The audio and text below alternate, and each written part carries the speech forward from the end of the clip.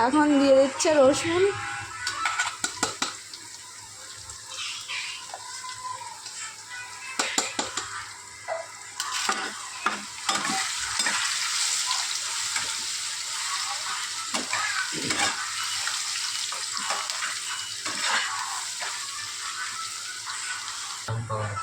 এখন দিয়ে দিচ্ছে টমেটো।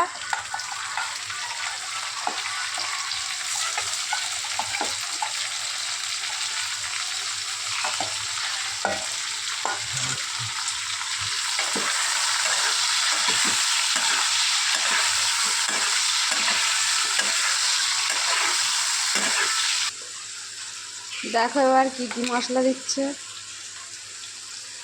লবণ, আমি লবণটা দিচ্ছে লবণ,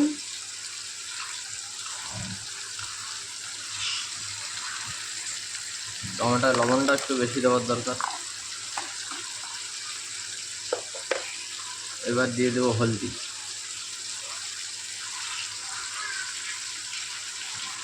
আর একটু হালকা দেবো কালার আসার জন্য। হালকা ঝালের গুঁড়ো দেবো, একটু ধনের গুঁড়ো দিয়ে দেবো, আর জিরে মরিচ বাটা আছে।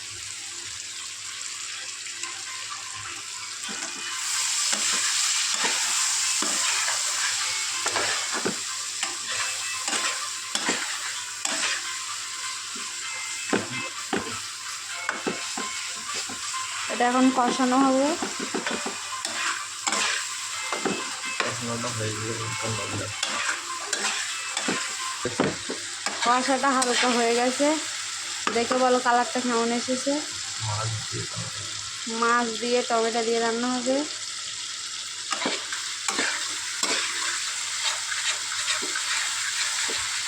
কিছুক্ষণ বাদে মাছটা দেবো।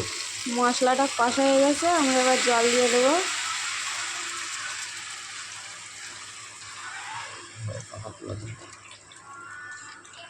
একটু বাদে মাছটা দেবো। হালকা পাতলা ঝোল হবে।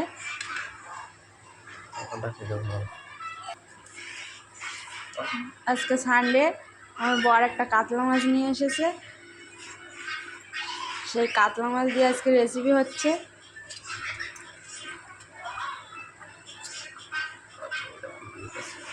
তরকারিটা ফুটে উঠেছে, এখন মাছটা দিয়ে দেবো।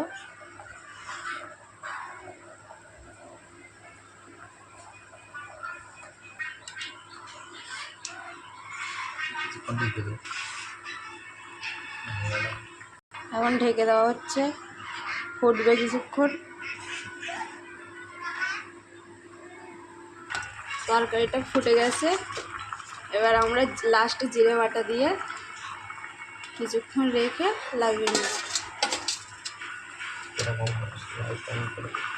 কেমন হয়েছে লাইক কমেন্ট করে বলবে। কালারটা কেমন এসেছে বলো।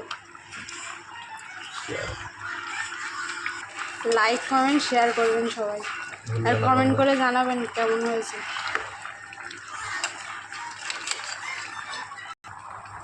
রান্না পুরো শেষ, এবার আমরা তরকারিটা লাগিয়ে নেব।